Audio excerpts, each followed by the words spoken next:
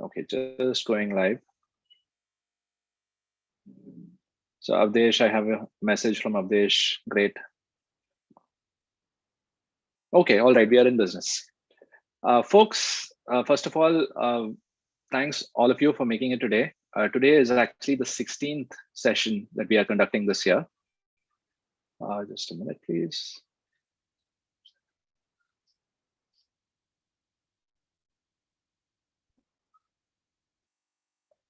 All right. So this is the 16th such session that we are having. We've been very religiously having one session every second Tuesday for this entire admission season.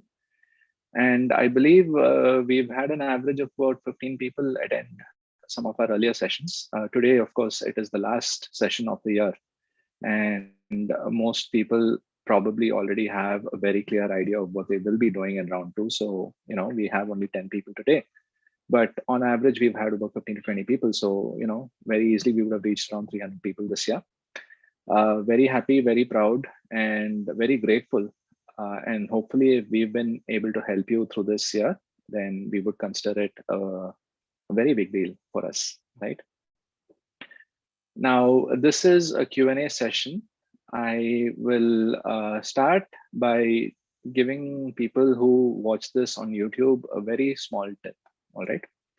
So first of all, as I told you, we are live on YouTube right now, which means this video is going to live there for at least, all right? And how do you get there? You go to YouTube, you search for August Academy, and you will find our channel. And when you find our channel, please do subscribe to it.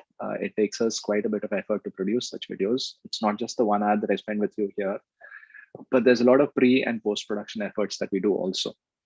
All right. And on average, I think we spend about 3 person hours per weekly video. So, 16 hours of videos would be 48 hours on our side. Right? So that's a considerable bit of effort. Please, if you like what we are sharing, please appreciate us by liking and sharing our videos. But more importantly, you are probably visiting our YouTube page or even today because you may be looking to get your doubts answered. Okay. Now, for the benefit of the people who are watching this on YouTube at a later date, we will be making a list of the questions that were discussed in today's session. We will put down the list of questions in the show notes. And what do I mean by show notes? If you go to the video and below the video, you'll see show more details. If you click on that, eventually you'll find a list of questions that were discussed in this particular session. And right next to the question, you will see a timestamp. If you click on the timestamp, you can skip to that part of the video.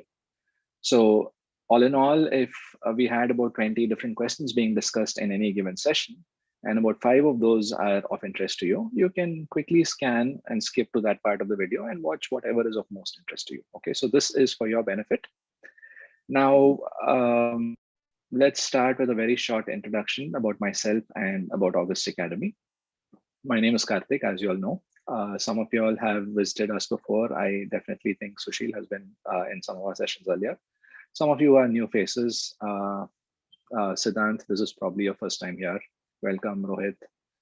Sushil, welcome as well. Shubham, Avdesh, Prashant, Naveen, and Gargi, and Karan. Welcome all of you all. So my name is Karthik, and I am the founder of August Academy. We've been in business since 2013 or so. And I am an alumnus of IIT Madras and Stanford University. About 2 years into corporate life, I felt bored, all right? And I wanted to do something which had a lot more impact. And I realized that what I wanted to do was what my director was doing, all right? So how do I get to that position as fast as possible? I thought the MBA would be a great way to do that. And hence I prepared. I took the GMAT. I got a 770 on the GMAT, and I'm a good test taker. And eventually, I got into the executive MBA program at Stanford. I couldn't take it up at that point, but I also had this desire to start something on my own, and I started August Academy. So I heard from Stanford, and I simultaneously, almost very simultaneously, started August Academy as well. And we started out as a test prep business, and then we got into counseling, and we got very good results. And before you know it, It's been 8 years, and we've had excellent results through the last 8 years. And hopefully, we've been able to help hundreds of Indian students. Some of them directly because they became our clients and worked with us for the extended period of the engagement, but definitely through webinars. We've been doing webinars for the last 2 years at such a high frequency. The year before, we did a few webinars, not at this high frequency. We probably did about 4 webinars through the entire year. So all in all, we've probably done about 30 to 40 webinars. And like we just counted about 15 people per webinar on average. So easily around 600 people we've reached out just through these webinars. About our results, I think our results are among the best in India. We've had people get into Harvard, Chicago Booth, Kellogg, MIT, Tuck, Darden, Ross, and several other top 15 colleges in the US. We've had people get into the top 5 in Europe, INSEAD, London Business School, HEC, Oxford, Cambridge, IIM A, and INSEAD. We've had people get into ISB, IIM Bangalore. We've had people get into NUS, NTU, HKUST. So these are pretty much the top ranked programs in every geography out there. All right. So we are looking to repeat this success this year and hopefully in the years to come as well.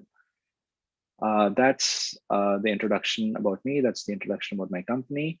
And now I'm going to be opening up the floor to questions. So whatever questions you have, please feel free to ask me, and I'll be happy to answer it for you.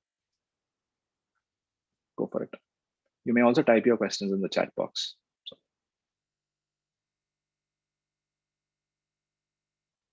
So Shubham has a question. How competitive, in your opinion, is US schools R2 this year compared to last year for Indians?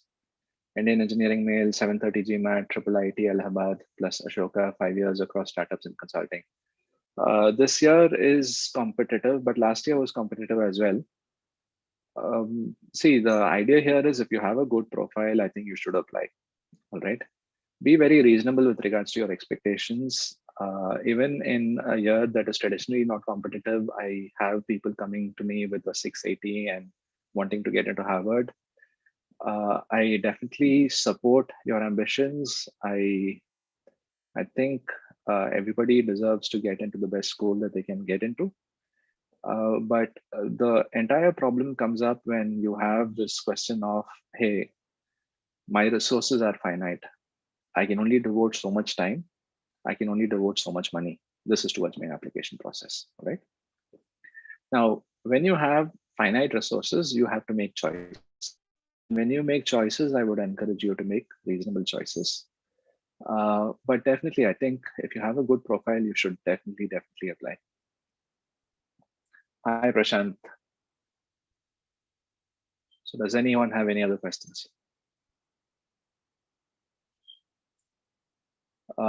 Does phase 2 admission have a lower rollout chance as compared to R1, I guess? 760 GMAT, 5 years of experience in government. I don't think you will be at a major disadvantage with regards to round 2. Of course, based on what little bit you've described about your experience, I'm not able to gauge what exactly you've done, both at the startup and at, I'm assuming you mean central government if you're working in India. Federal government is a term that we use in the US, I think. And within the government, I don't know what exactly you've done. There are some people who could potentially be doing revolutionary things, and there are some people who could be pushing papers as well, right? So there's equal chance for you to be doing something really great, and there's equal chance for you to be doing something really routine. Okay, so we really have to look into what you did at both the startup and the central government. The 760 GMAT itself is great. Congratulations on that. I would encourage you to apply. And obviously, no commitments or guarantees can be made about the results. But like I said, just be reasonable with regards to what kind of colleges you're looking at. And I think you should be fine. All right.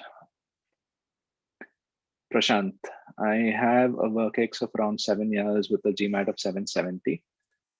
Congratulations on the GMAT again. I've been able to get admit in ISB, waitlist in INSEAD and TEPA, but still exploring opportunities in round 2 of US business schools. But before result of round 2, I need to pay fees at ISB. How should I proceed for US business schools? Uh, See, I mean, you're actually, there's not much choice you have in front of you. If you feel the need to retain your ISB seat, you will have to make the deposit. And later, if you get into a better US school and you feel tempted to take up that offer, then you have no choice but to, lose the deposit that you made at ISB. That is a decision that you will need to make. I wouldn't be able to say that that is the right decision or that is the wrong decision. It's something that is different for different people. If you're waitlisted at Tepper, then you may have a good shot at similarly ranked programs. All right. So what are we looking at? We're looking at your Marshalls and McCombs, Georgetown, Kelly. So if these schools are exciting to you, then if you apply to about 4 or 5 of these programs, I'm sure you'll get into 1 or 2 at least. Think about how that compares with ISB for you, and then make a decision suitably. Any other questions?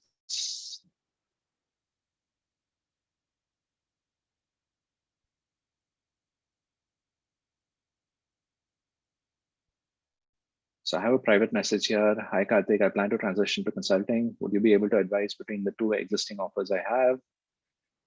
Ivy Canada 30% scholarship versus Emory 50% scholarship. See, I'm someone who believes that the US is the best job market. As such, I would encourage you to take up Emory, and especially because it has a much better scholarship, right? So this is what I would encourage you to do. Congratulations, both of these are great offers, and you'll do well either way. So does anyone else have any offers in hand at this point? You may speak as well. I mean, there's no compulsion that you should only chat. Someone has a question. Do you suggest taking deferral at ISB? Would that be a good option? See, I mean, what are you taking the deferral for? If you're thinking that would be a way for you to hold on to your offer, ISB will make you pay the deposit anyway. All right. So if you want to postpone from this year to next year, then consider the deferral. But if you're just looking at it as an option of, what should I say, postponing it from this round to the next round of results, you don't necessarily need to defer at this point. And either way, you're going to be paying them the same amount. So, did that answer your question?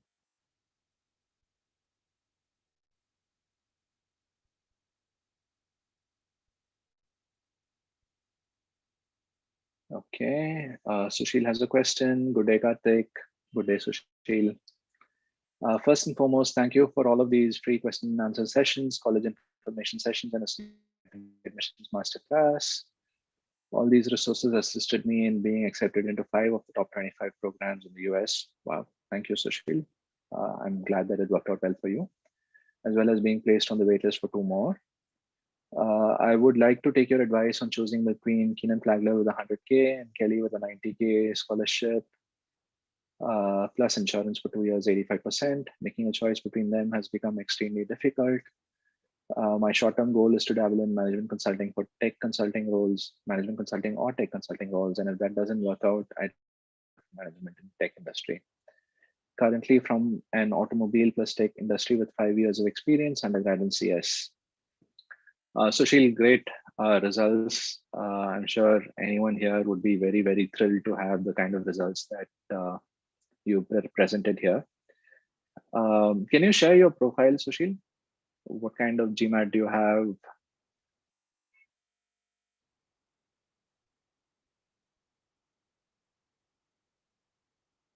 A GRE of 328. Okay, fantastic. All right.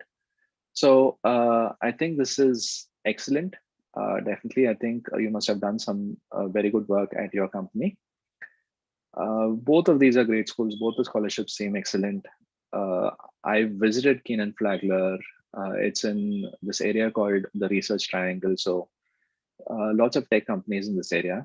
And then Kelly, again, we traditionally know that to be a great school for Indian students looking to break out into the technology industry. So I think from a tech career point of view, both of these are great schools. You can't go wrong either way. The financials seem to be very similar for both of these colleges. So very little to choose on the financial front. Talk to students at both of these places, see where you feel you'll have the kind of career that you want for yourself. And average out the opinions that you receive. So talk to at least 3 or 5 people, right? Something in terms of odd numbers.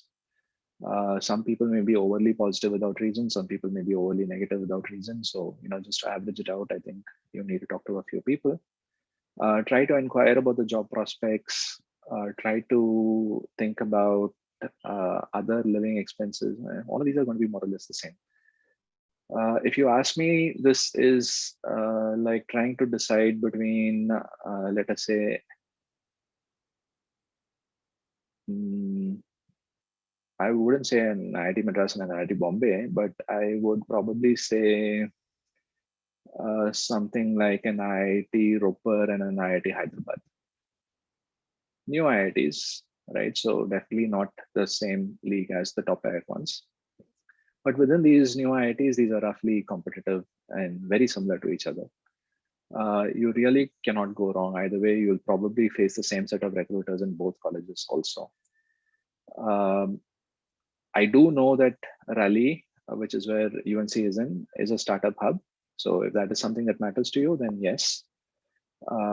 But then again, I'm not saying Kelly is not in a startup hub. I just don't know anything about where Kelly is, the neighborhood where it is, right? So both of these are good choices. You may as well just toss a coin and I think it should be fine. Great performance. Congratulations again. Shubham, may I take your question? Hi, Karthik. Am I audible? Yes, Shubham. Yeah. How are you? Great. I'm really good. I'm also one of those who have greatly benefited from these sessions. So thank you for doing this all through the application season, Karthik. Thank you. I had a quick question, which was, so I happen to have an offer from Ivy in Canada and Emory in the US. Okay. Although I was contemplating applying to Europe schools, but given the timelines that we have, I'm looking at Oxford and Cambridge. My question to you was, do you think Indian engineering males have drastically reduced chances in R3 for Oxford and Cambridge in this cycle? Do you have any thoughts or opinion on that? Because 2 rounds have gone for those 2 schools. Yeah. Oxford and Cambridge in general are becoming very competitive for Indian students. So that is something that you need to keep in mind. But having said that, what do you have to lose, right? I mean, you already have your admits. You have admits from 2 of the best schools in the world. So as far as I can see, you have nothing to lose. So why don't you just apply? That makes sense, right? Thank you. Yeah. Karthik, I'm going to come back to you in a minute because there's a few questions on the chat window. Naveen has a question. Hi, Karthik. Is it advisable to plan for a STEM MBA or a MIA with 10 years of work experience? What could be the minimum GMAT requirement for it? Naveen, typically the MIS program is suitable for people from an IT background looking to get back into IT. There is a certain amount of management and leadership training that's given, but in general, it is not as broad-based as an MBA is, okay? So I would always recommend getting an MBA over getting an MIS degree. Now, with regards to the STEM certification, that's not as much in your control as you would like to believe, okay? Because STEM implies that, so every college has maybe 2 or 3 career tracks which are STEM certified, okay? So typically operations, data analytics, anything that is quantitatively heavy is the program that gets STEM certified. Something like marketing or maybe even strategy may not usually be STEM certified, okay? Technology may be STEM certified. So tech, operations, and let us say analytics. These could be the STEM tracks. But it's not just about pursuing this kind of a certification in business school. The kind of company that you end up working for should also be offering you a job which is heavy in quantitative work, right? So only if all of these criteria are satisfied, would you get your STEM MBA plus the 3-year OPT. Otherwise, you would still get the STEM MBA, but you won't get the 3-year OPT. Okay, so there's a lot of ifs and buts. But overall, yeah, the MBA is definitely more versatile than the MIS. And if you're looking at a top 20 program as an Indian male engineer, assuming you are Indian male and engineer, you're looking at a 740 or a 750 for a top 20 US program. Yes, Karthik, please, I'll take your question now. Hello. Hi, how are you? Hi, Karthik. Thank you for having me here. Definitely happy to help. Am I audible? Am I audible? Yeah. Yeah. Okay. Well, basically, I'm from engineering background. I have close to 6 to 7 years of experience right now in insurance industry. I switched fields to the finance side, and I'm working with Life Insurance Corporation of India. Okay. And I completed a level of CFA, and I'm also pursuing my actuaries. I have completed a couple of papers there. Mm-hmm.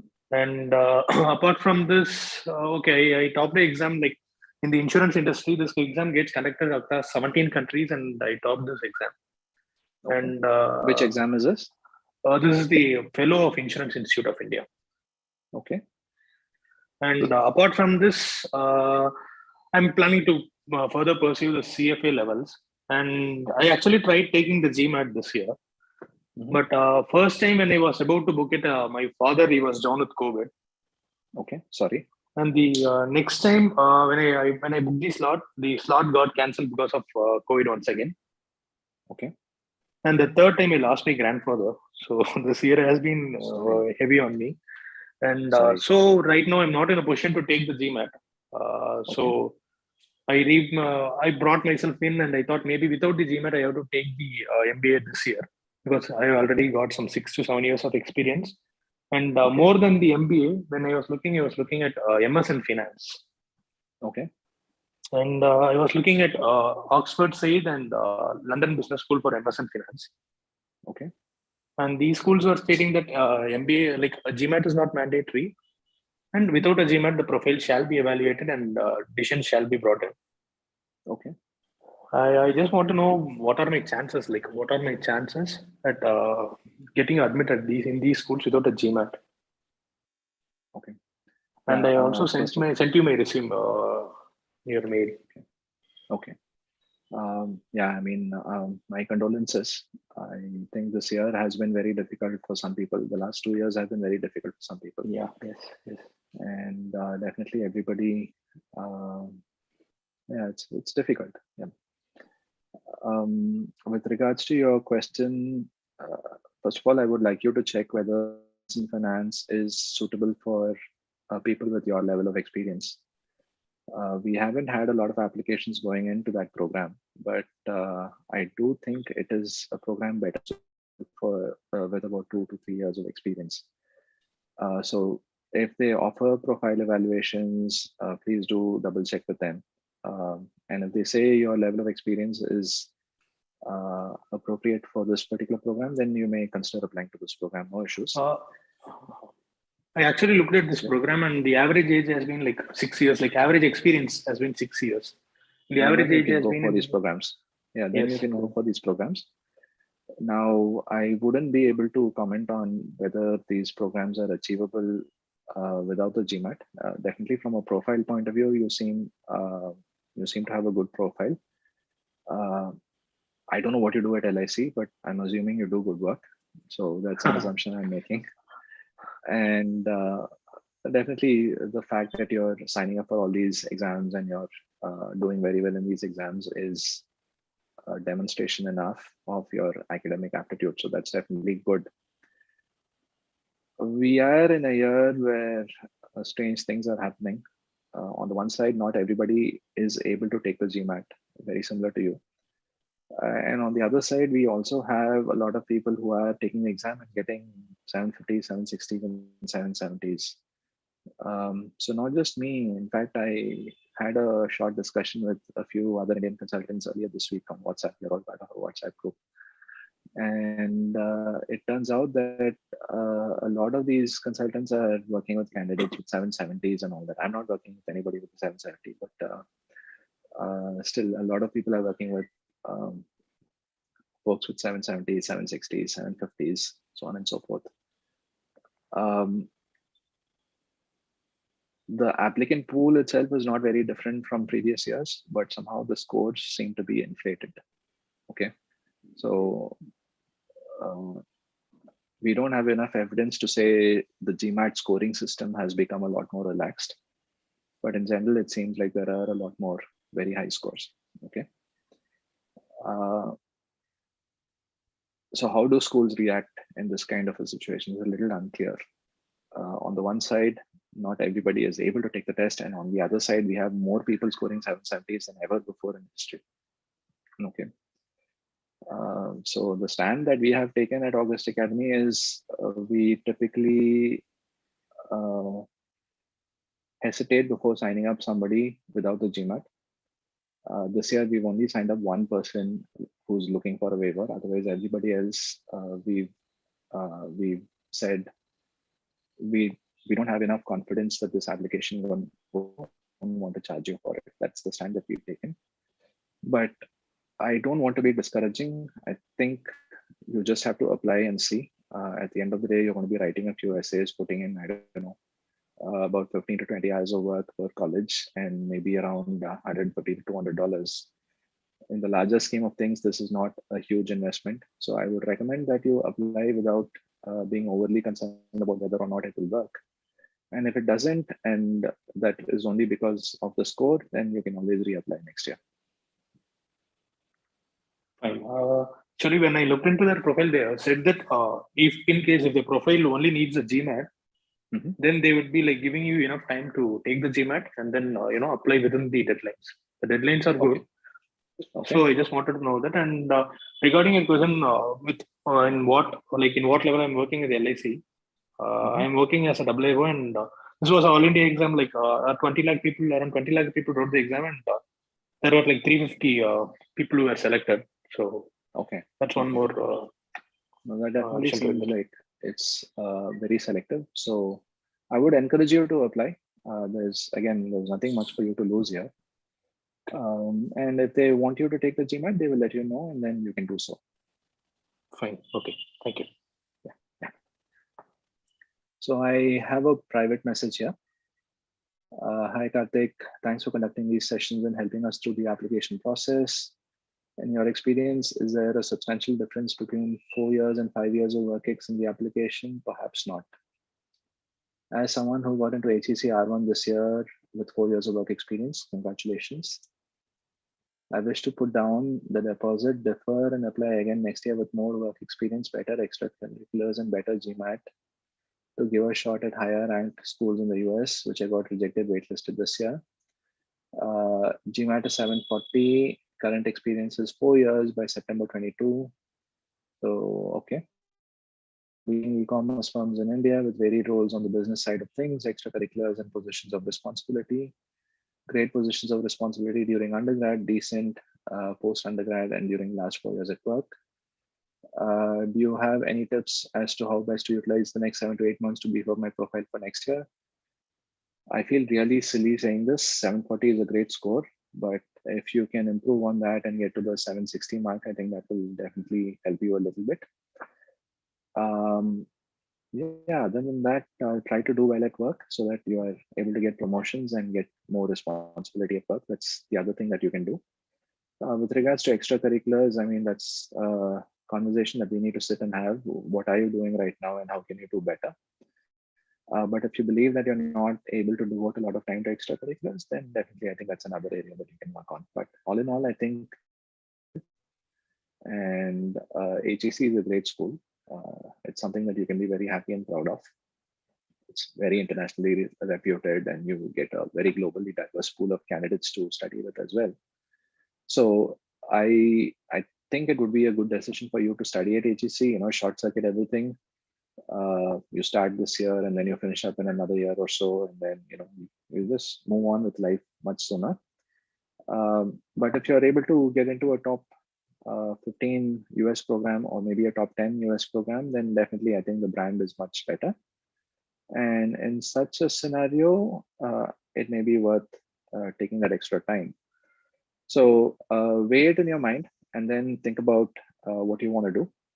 But if you want to go through the route of applying again next year, then these would be my recommendations. A higher GMAT, more extracurriculars, and get a promotion at work, if at all that is possible.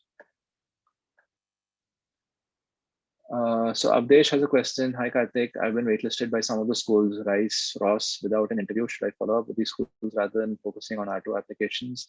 I think you should do both.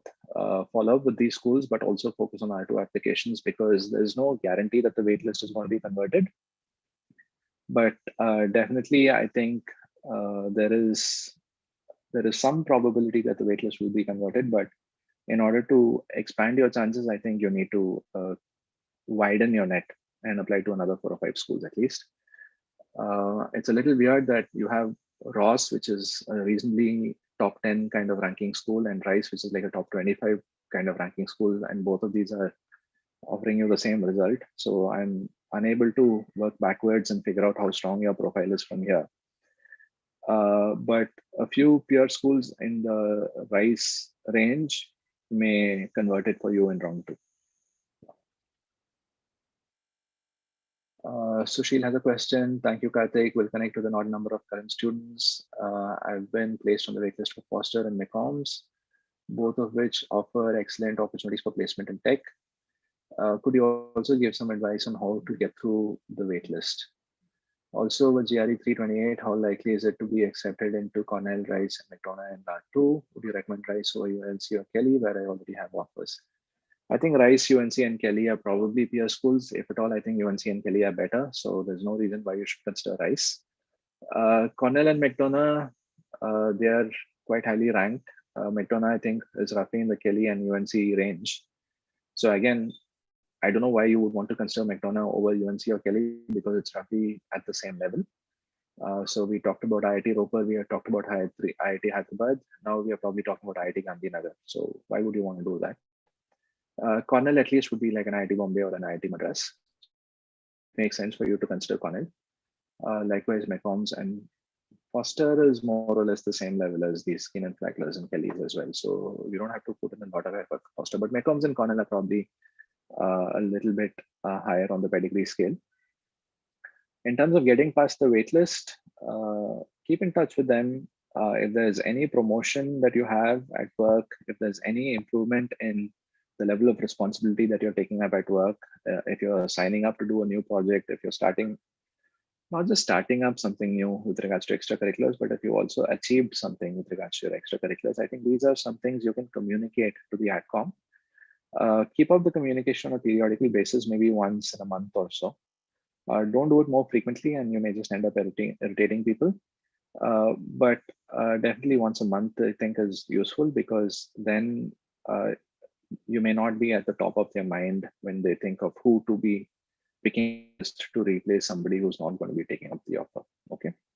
But otherwise, the waitlist is just a waiting game. If you've ever booked tickets on any train in India, you know, you're familiar with the concept of a waitlist. Nothing much can be done about it. Very unfortunate and very frustrating, but that's the best we have. Shubham has a question. Waitlisted at Emory in round 2 last year and admitted without an interview on R1 this year with a decent scholarship. Congratulations. Makes me fear that R2 this year would be another bloodbath. I mean, I think the last 2 years have been very difficult across rounds, but people are still getting offers. It's just that you will have to recalibrate your expectations a little bit. If you're looking at a top 15 earlier, you may be looking at a top 20 this year. If you're looking at a top 20 earlier, maybe a top 25 this year. So if you can make yourself comfortable with the concept of applying to a slightly lower rank range of programs, I think it still works out. And colleges are also somewhat expanding their sizes. So that's also happening. So don't worry too much. But yes, it is competitive. I mean, I won't deny that at all. The point here is, if you don't try, you will never know. Okay, so in all likelihood, your you're going to find it very difficult this year compared to, let's say, 2 years ago. But somebody is getting in, okay? And that person could be you. But if you don't apply, it's never going to be you, right?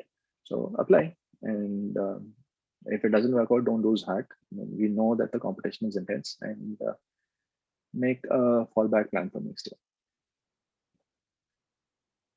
Is it possible to get the admit without interview? No, unless I do believe Shubham got the admit without the interview this year, but he was interviewed last year, so it's basically some continuity. They've already. I've been put on the waitlist without an interview, so I'm not sure whether they put on waitlist for interview or for final admit. Well, I mean, you're on waitlist, and if they want to consider you for final admit, they will interview you. So at that point, they will send you an invitation to interview, and then they will talk to you, and then only they'll make the call on whether to admit you or not. Right now, you can think of it as they moved your application from round 1 to round 2. They want to look at your application in conjunction with all the other people with similar backgrounds who also applied in round 2. And then, it's almost like you're applying in round 2. That's what it is right now. Okay. Sushil, thank you so much, Karthik, for your valuable insights. Definitely happy to help, Sushil, and I hope we were able to make a difference in the lives of a few people at least. And if we've managed to do that successfully, then I think I would be very happy and proud of it. Does anyone have any other questions?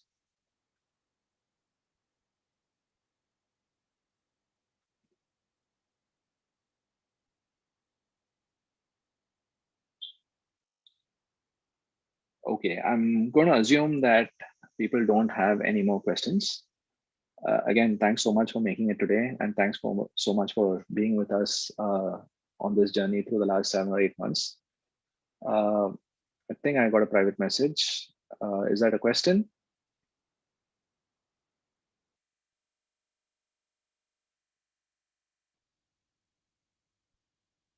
Okay, someone wants to know how to contact HKUST Academy in general.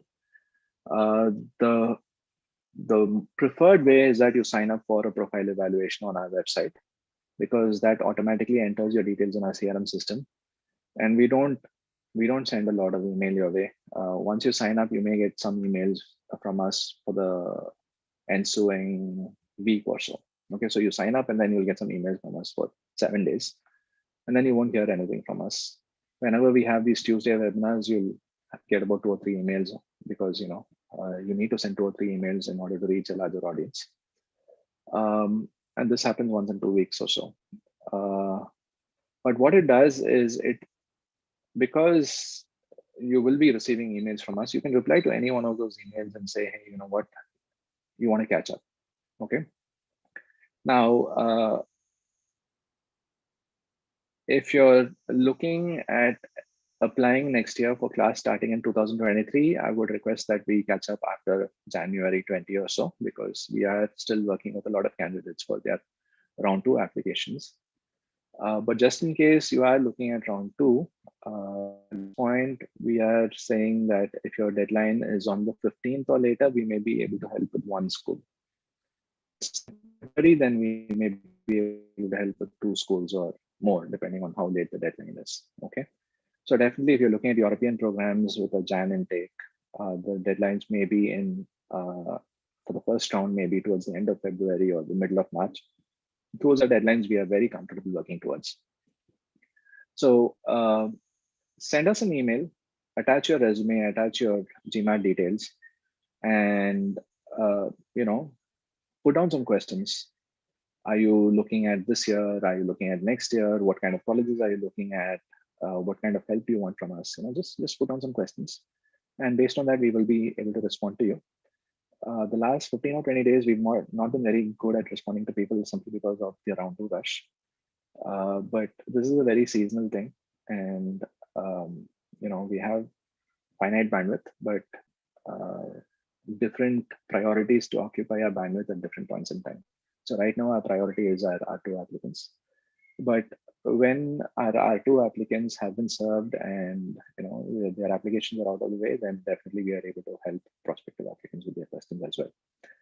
So right now, if you're a prospective applicant looking for round 2 or the January intake, I think we may be able to get in touch relatively sooner. If you're looking at next year's intake, then I would request that we talk to each other after Jan 20. And yeah, please write to us. Email address is on the website, and preferably sign up for the profile evaluation. Is HKUST Academy accepting candidates for Jan 2023 admissions? Yes, by all means we are. HKUST Academy, not Augusta Academy. So it's named after the month, June, July, August, right? What kind of profiles get selected in round 3? If you have the typical Indian engineering background, I wouldn't recommend round 3. If you have something really out of the ordinary in terms of not the quality of your work experience, but in terms of what kind of work you have, let's say you're working in the non-profit sector, or in government or something along those lines, then maybe it's okay for you to consider applying in round 3. But yeah, in general, most typical Indian engineering, Indian tech profiles, I wouldn't recommend round 3 at all, unless round 3 is the name for the round that has its deadline in the early January timeframe, which means they probably have 5 rounds or more. Okay, if they have 3 rounds and you're looking at round 3, don't do it. If they have 5 rounds and you're looking at round 3, that is the same as round 2 in a scheme where a college has 3 rounds. Okay. All right. Any other questions?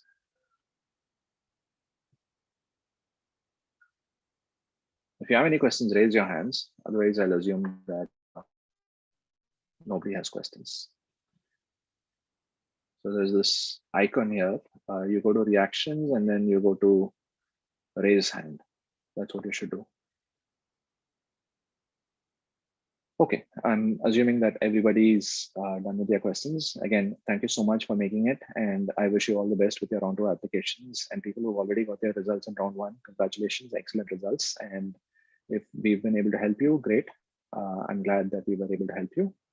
Please say good things about us to your friends so that our business can also expand next year.